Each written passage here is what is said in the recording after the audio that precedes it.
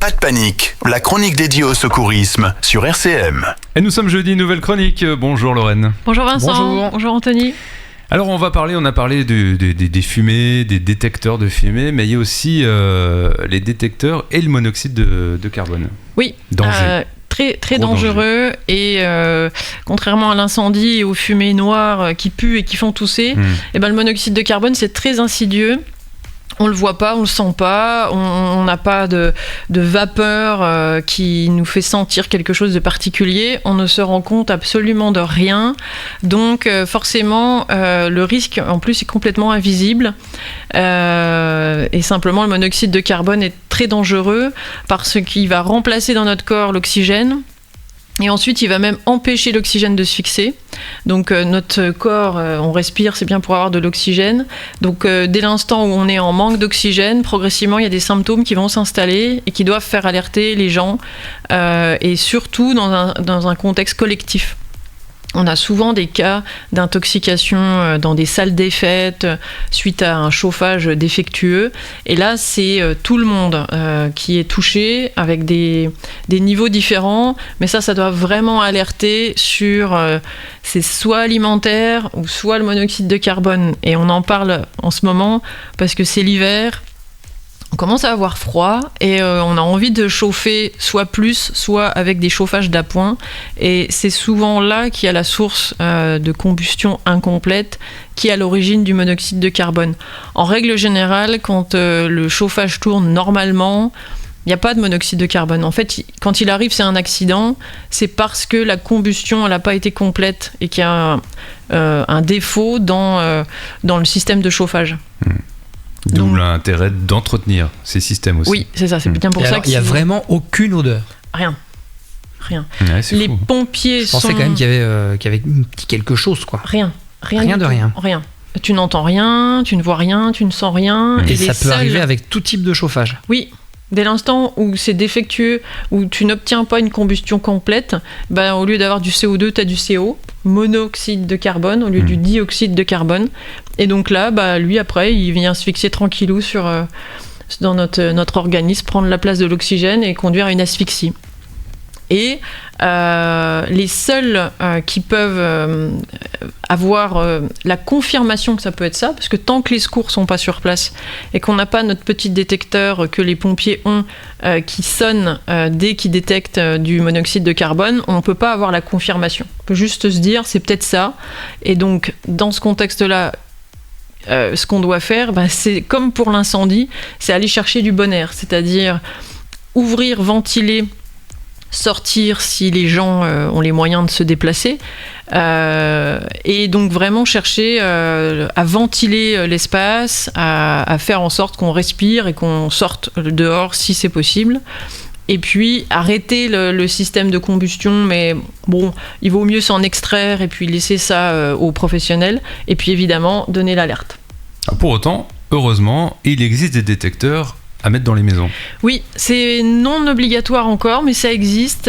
Certains font aussi les deux, c'est des options en plus. Alors c'est vrai que pour le grand public, détecteur de fumée, incendie, ça parle. Quand on commence à sortir monoxyde de carbone, c'est quand même des termes un peu techniques, donc c'est pas forcément très parlant. On essaiera de lui trouver... il y en a qui l'appellent le tueur silencieux. Alors, un détecteur à tueur silencieux, ça veut peut-être plus parler au grand public, mais ça fout la frousse. C'est clair. Mais pas du tout. Mais voilà, donc c'est quelque chose que vraiment, il y a des campagnes d'information chaque année, mais il faut les faire. Il faut en parler parce que, en gros, nous, quand on est dans le domaine, on va appeler ça monoxyde de carbone. Mais pour les patients qui vont être victimes de ça, c'est malaise, maux de tête, vertige, envie de vomir. Donc c'est vraiment un tableau assez banal, mais qu'il faut pouvoir mettre en lien avec le monoxyde de carbone quand ça se passe l'hiver, parce qu'il y a du chauffage, ça se passe jamais l'été, sauf si vraiment l'été on est dans les Vosges, ça caille et qu'on veut rallumer un truc qui n'a pas été... Pas du tout. Bon, admettons, mais pas du tout. Ça peut. Non, mais en fait, ce que je veux dire, non, attends, pourquoi les Vosges d'abord? Ça peut, mais on y pense moins souvent. En tout cas, il faut que ça se passe à l'intérieur avec un chauffage. Si on n'a pas ces deux, si on a les mêmes symptômes et que ça se passe à l'extérieur alors qu'il fait beau et qu'il n'y a pas de chauffage ou de source de chaleur. C'est que vous avez mangé un truc qu'il fallait pas, quoi. C'est pas le monoxyde de carbone, mais espace clos l'hiver avec un chauffage, qui plus est collectif.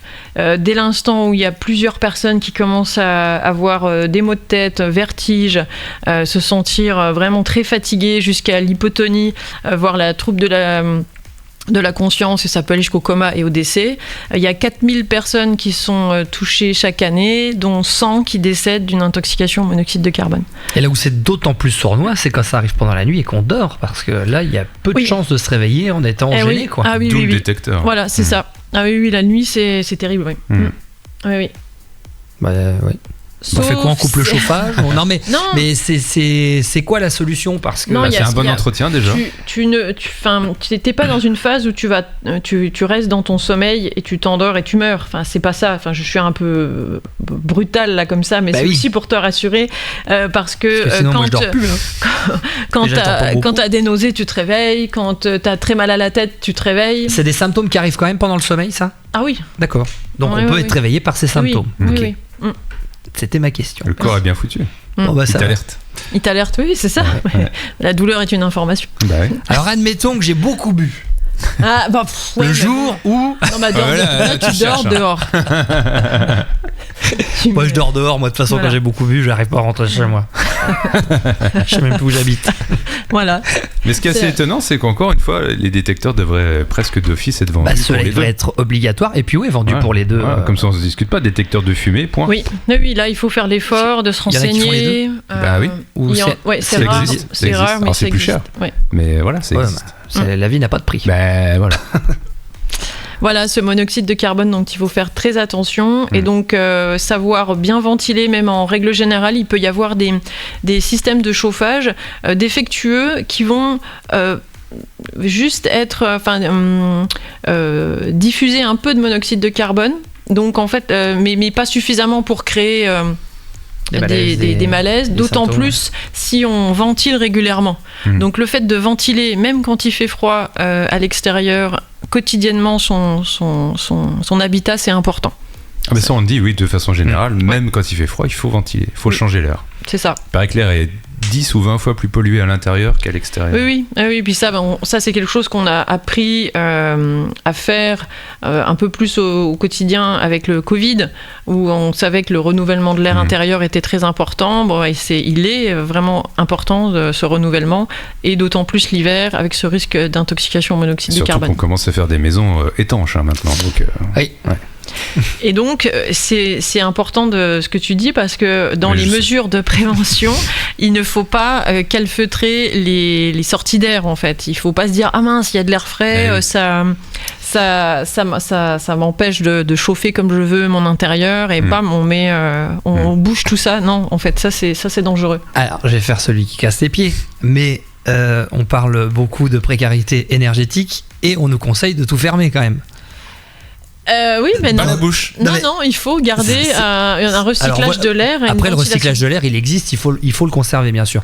Mais les gens pourraient être amenés à pas vouloir forcément ouvrir et renouveler l'air de chez eux aussi, parce qu'en face de ça, actuellement, il y a quand même une précarité qui existe.